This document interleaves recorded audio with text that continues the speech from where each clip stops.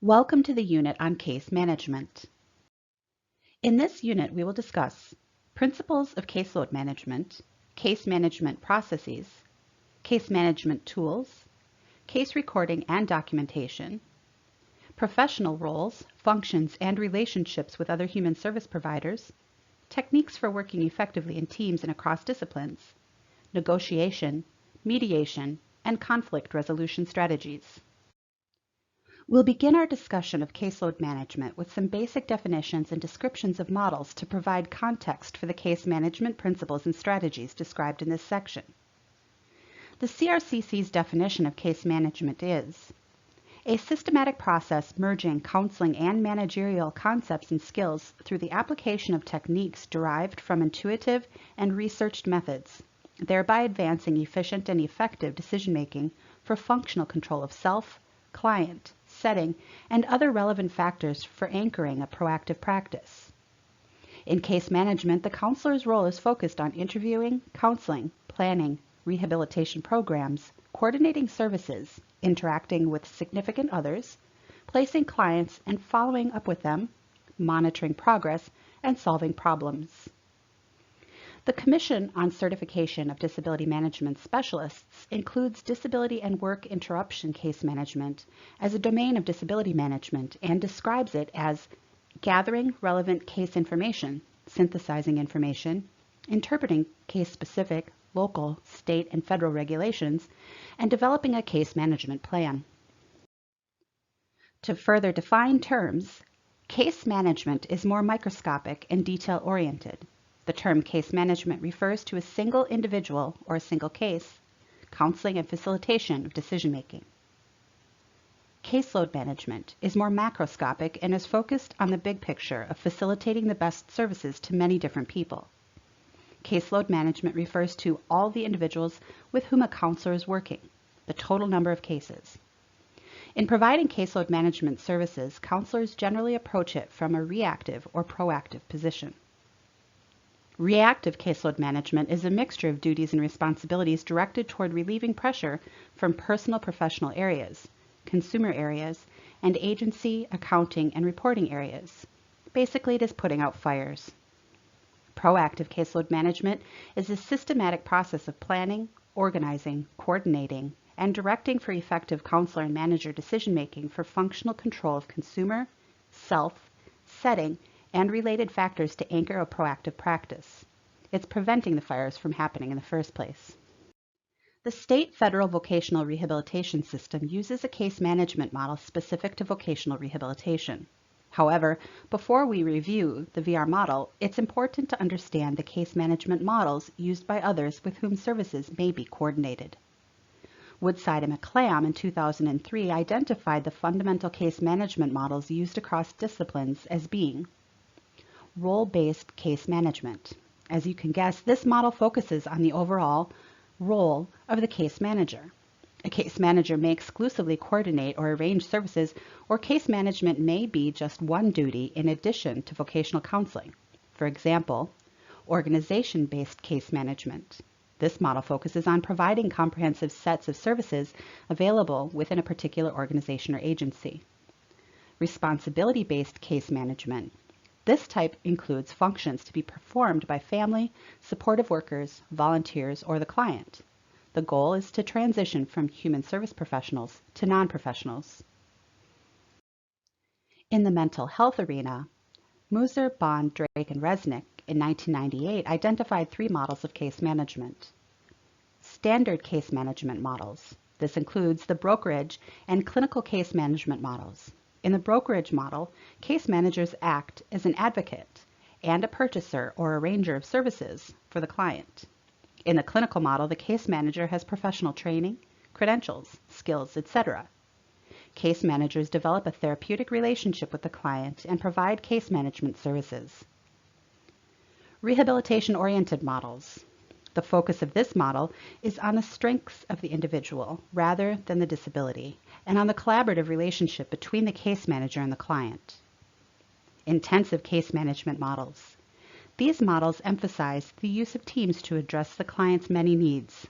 It is intense and requires low caseloads and assertive outreach. It emphasizes medication compliance, 24-hour coverage, and daily living supports.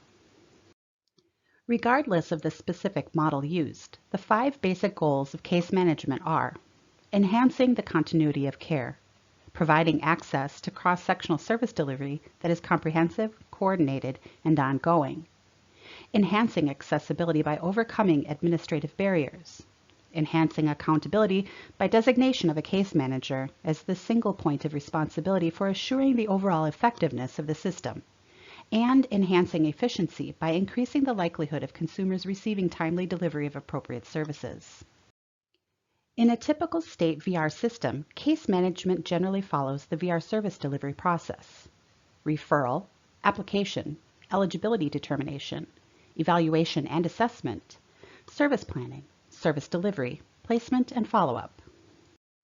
State VR agencies report client progress within state federal VR programs to the Rehabilitation Services Administration, RSA, the federal agency charged with oversight of the state federal VR system, using the following 2-digit codes. Rehabilitation counselors work with many clients.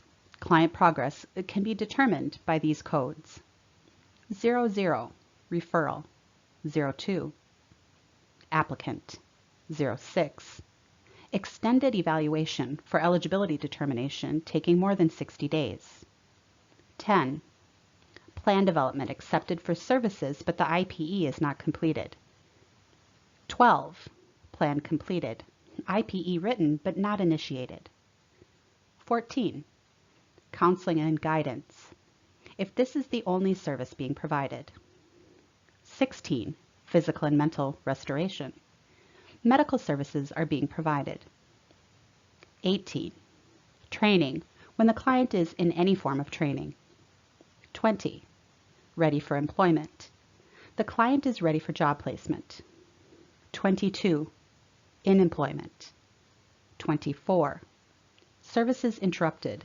normally loss of contact with the client; 26, closed rehabilitation after 90 days of successful employment; 28, closed unsuccessfully after services began; 30, closed unsuccessfully before services began; 32, post-employment services, when necessary to maintain a 26 closure; 34, closed from post-employment services.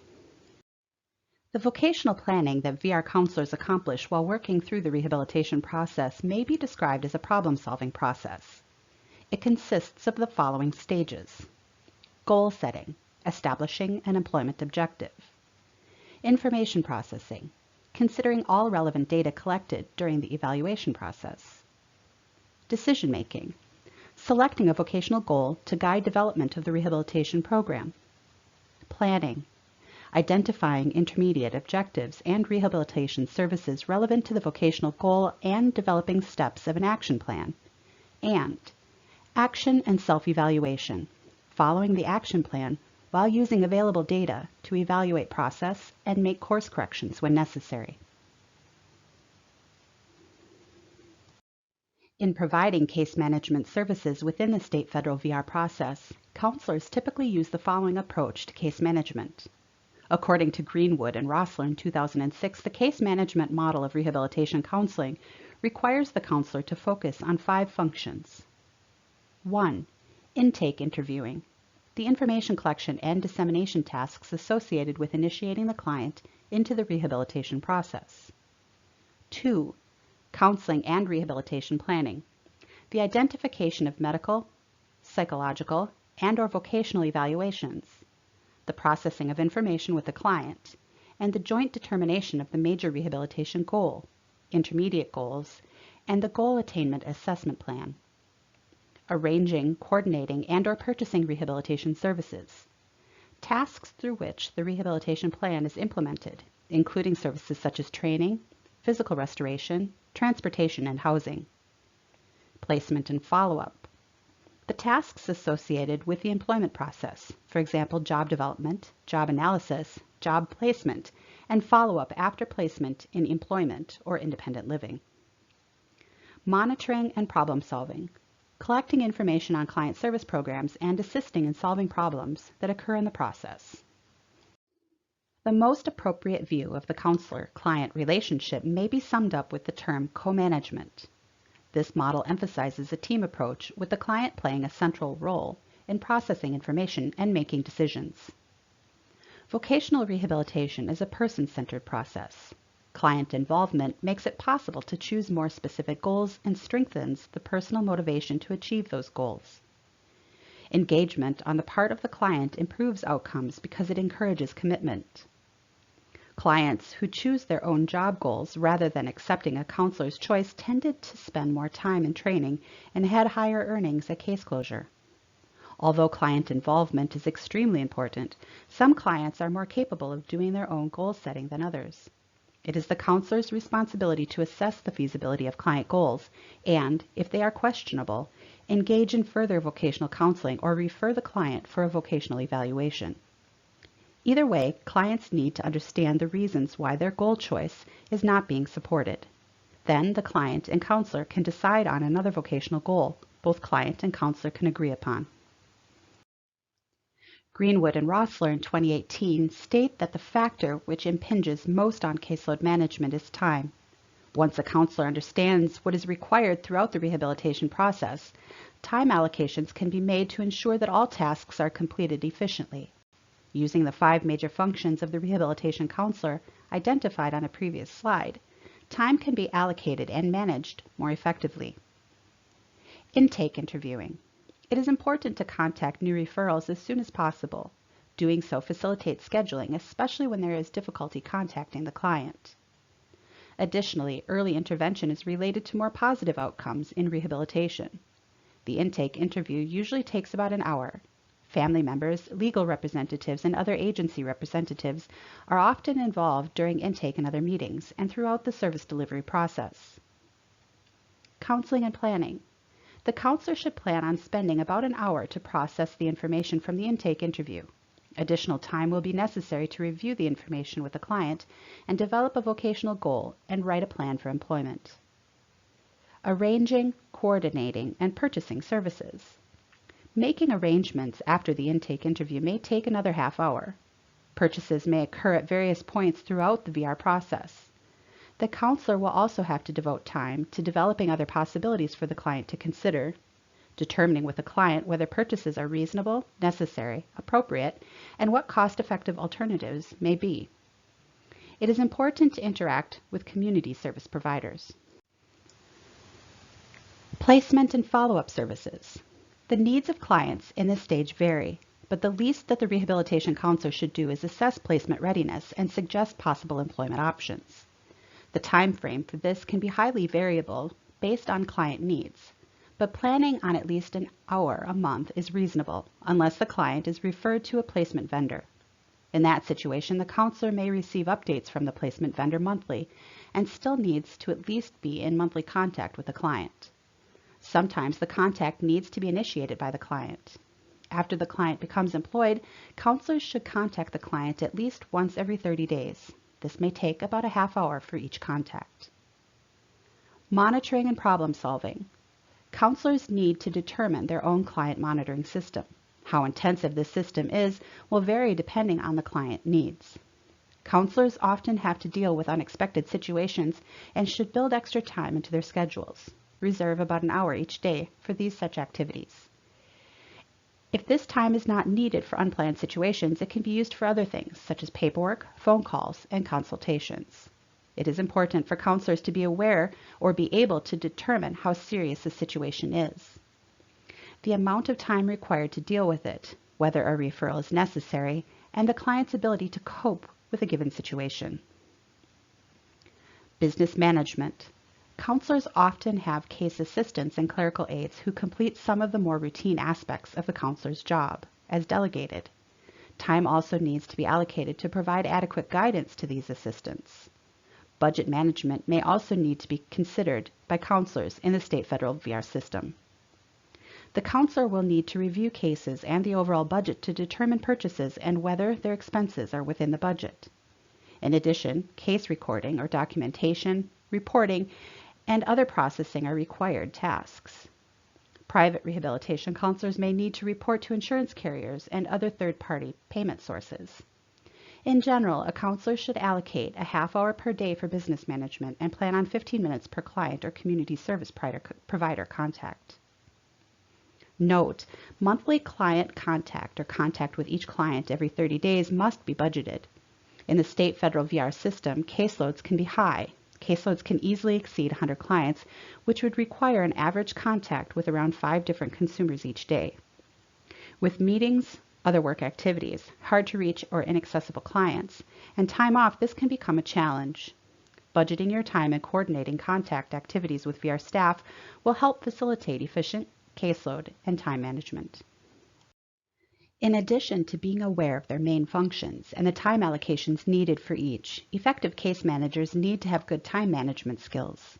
According to Greenwood and Rossler in 2018, 9 time management principles are particularly applicable to the rehabilitation counselor. Analyze time allocations. Plan daily. Make a to-do list. Allow for the unexpected. Assess the uncontrollable.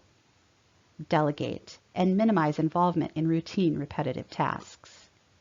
Consolidate similar tasks.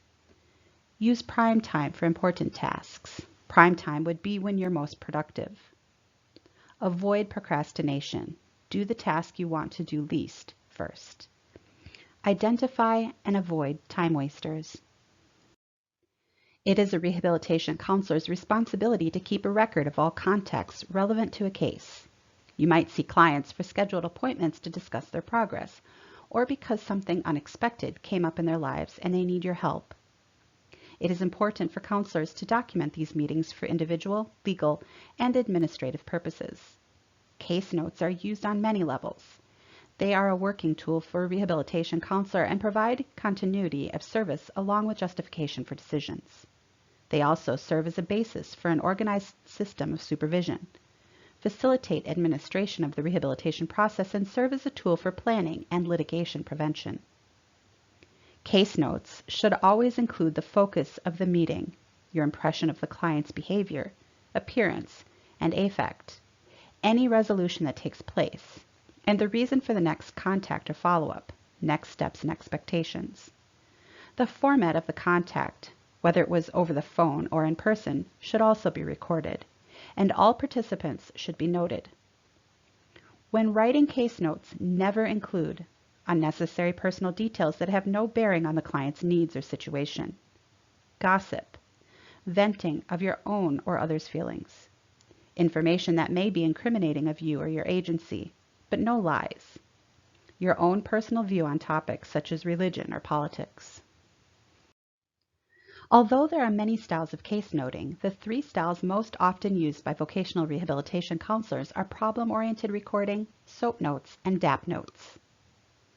The purpose of problem-oriented recording is to identify problem areas, assess those areas, and make a statement about what action is needed to address problem areas. This technique is useful in an interdisciplinary setting when many different professionals with different backgrounds are working on the same problem with an individual. SOAP notes entail a process of recording both subjective and objective information in a sequential manner. Subjective information from the client, such as feelings, concerns, problems, goals, plans, and information from others associated with the client. Objective and factual data that can be seen, heard, counted, or somehow accounted for in a non-subjective way. Use words such as appeared, seemed, etc. Assessment summarizes your critical thinking about the client's situation. It could include issues to address, unhealthy patterns that need to be challenged, the effectiveness of treatment or referrals, and client progress or setbacks. Plan identifies the action steps needed, such as referrals for homework for the client. The date and time of the action steps should be recorded. DAP notes are similar to SOAP notes but are formatted differently. D equals data. This includes both the subjective and objective information from the SOAP note example. A is assessment. This is the same as in the SOAP style and is a summary of your critical thinking about the client's situation. P is plan. This is also the same as the SOAP style and identifies the action steps needed. Case management began as a managed care strategy in hospitals for people with complicated and potentially costly injuries. Thus, nurse case managers abound. The effects of managed care carried over into traditional workers' compensation roles, and workers' compensation case managers have had to be very involved in medical case management. As systems and technology changes, traditional roles, boundaries, and responsibilities of case managers are becoming less clear. Vocational and social work case managers need to sometimes be medical case managers. Nurses occasionally work with employers on return to work issues. In addition, systems are moving away from fee-for-service models toward shared risk, which involves outcome-based payments. Case managers need to be knowledgeable about insurance coverage and resources available in order to demonstrate how their services are saving costs. It is predicted that the certified case manager credential will be the standard for practitioners of case management activities, and that specialty certifications may become more prevalent in the future. The following slides outline the case management functions and tasks for rehabilitation counselors, including those that involve relationships with clients and other human service providers. A study of case management as performed by rehabilitation counselors across service delivery settings was conducted by Chan, Leahy, and Saunders in 2003. Following are the major case management functions and tasks for rehabilitation counselors identified in that study. Compile and interpret client information to maintain a current use record. Perform caseload management activities. Consult with medical professionals about functional capacities, prognosis, and treatment plans for clients. Obtain written reports regarding client progress. Collaborate with other providers so that services are coordinated, appropriate, and timely. Write case notes, summaries, and reports so that others can understand the case. Determine and monitor individual case management outcomes and monitor client progress. State clearly the nature of the client's problems for referral to service providers. Develop rapport and network with physicians and other rehabilitation professionals. Use effective conflict resolution strategies when providing case management services. Report to referral sources regarding progress of cases. Make sound and timely financial decisions within the context of caseload management in your work setting.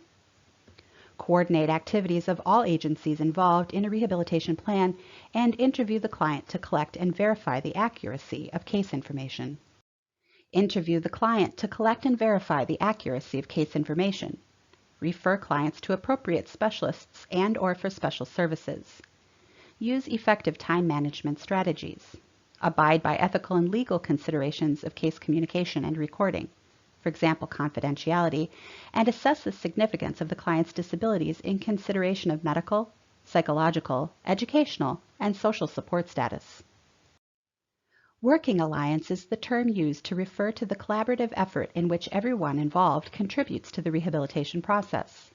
Following are some suggested techniques for working effectively in teams and across disciplines. Case management skills necessary for an effective working alliance include the following: developing bonds among the members. Relationship building skills are important. Professional empathy, or understanding other professional specialties, is important for working effectively across disciplines. Use the same counseling skills you'd use with clients, with other professionals: warmth, empathy, and genuineness. Use appropriate humor, self-disclosure, and take responsibility for your mistakes. Avoid excessive professional jargon and acronyms. Respect other members of the team by praising and recognizing the expertise of individual team members and express appreciation of the entire team. Setting appropriate goals. Establish short-term, intermediate, and long-term goals. Avoid viewing the needs of individual team members, profit, cost control, successful closure, etc., as outcomes. Develop a specific agenda for each meeting and adhere to it.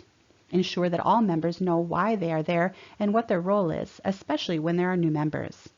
Involve clients.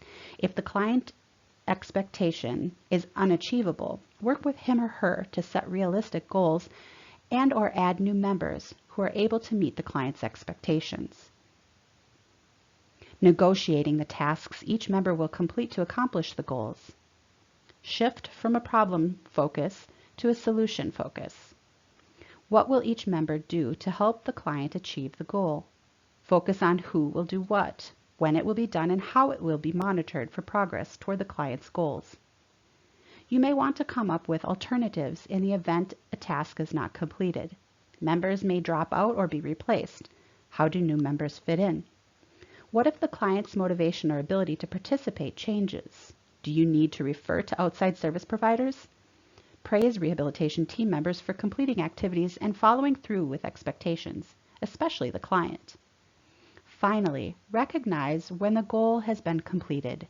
Have additional goals come up, or are goal modifications necessary? How will each rehabilitation team member close the client's case? Make explicit how and when other service systems will close the client's case, and if they will remain open, for how long, based on what criteria, and what are the expectations moving forward. Conflict happens. Everyone is different. Where differences abound, so too does the potential for conflict. In many situations, conflict occurs due to misperceptions about incompatible goals more frequently than from a true incompatibility. Directly addressing conflict is recommended, as is clarifying differences before they become disagreements. Koch and Rumil apply conflict resolution steps to the rehabilitation planning process and recommend the following. First, dispel myths about good working alliances. In good relationships, partners can deal with conflicts and seek to understand each other. The goal is to work through conflict rather than avoid it. Second, define the conflict.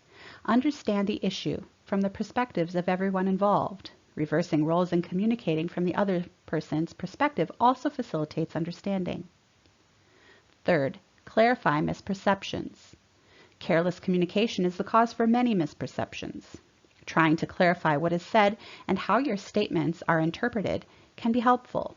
Behaviors may be misinterpreted. For example, unsuccessful attempts to contact an employer may be seen as breaking an agreement with a client. Setting specific parameters, such as calling 3 times, helps to clarify expectations. Fourth, generate options. Brainstorm without criticism and reconcile interests rather than compromise between different positions. And finally, implement and evaluate resolutions. Reach agreement and communicate about the effectiveness of the resolution.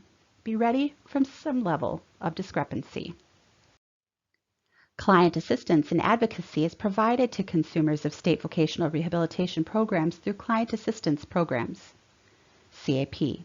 These programs are mandated by states and territories through the Rehabilitation Act of 1973 and are regulated by the Office of Special Education and Rehabilitation Services Administration. According to OSERS, the purpose of the program. The purpose of the Client Assistance Program is to advise and inform applicants and individuals eligible for services and benefits available under the Rehabilitation Act of 1973. As amended by the Workforce Innovation and Opportunity Act and Title I of the Americans with Disabilities Act of 1990, including students with disabilities under Section 113 and individuals with disabilities employed at subminimum wage under Section 511 of the Rehabilitation Act. In addition, applicants and eligible individuals may be provided advocacy and representation to ensure their rights in their relationship with projects, programs, and services to protect their rights provided under the Rehabilitation Act. In addition to providing assistance and advocacy under the Rehabilitation Act, a CAP agency may provide information on the assistance and benefits on Title I of the ADA, especially those who have traditionally been underserved or unserved by the vocational rehabilitation program, with respect to services that are directly related to facilitating the employment for applicants or eligible individuals. For more information about the CAP, see the additional resources for this module. The following information is from the Wisconsin Department of Workforce Development website. Since CAP services are funded by a federal grant, services should be consistent from state to state. Some services that CAP programs can provide to individuals with disabilities include information and assistance to individuals who have a dispute with state-federal VR, a complaint determination regarding whether a complaint can be resolved without an appeal. CAP can assist with negotiations or mediation to end a dispute. If a client wishes to handle an appeal themselves, CAP can explain to them how the appeal process works. Advise clients on how to word their appeal request, indicating whether the client is doing the appeal themselves or with the assistance of a CAP. Represent a client in an appeal if their review of the client's case demonstrates that the complaint has merit. If a client would like CAP to represent them, they should contact CAP before they file an appeal.